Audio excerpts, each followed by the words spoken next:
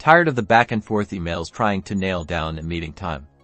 Let's integrate Calendly into your Wix site to streamline appointment scheduling for you and your visitors. First, head over to your Wix editor and navigate to the page where you want to embed your Calendly scheduler. On the left-hand side, click the plus button labeled Add Elements.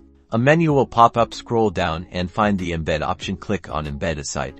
Now, you'll see an empty box appear on your page. Click on Enter Website Address. This is where we will input the Calendly link. Let's switch over to Calendly. Find the event type you want to embed. Click the Share button. A window will appear with various sharing options. Click Copy Link to copy the direct link to your event type. Return to your Wix editor. Paste the Calendly link into the Enter Website Address field and click Apply. Your Calendly scheduler will now load within the box.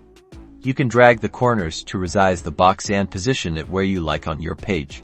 Click Preview at the top right to see how it looks on your live site. Test it out and make any necessary adjustments. Once you're happy with the placement, click Publish to make the changes live on your website. Now your visitors can easily book appointments with you directly from your Wix site.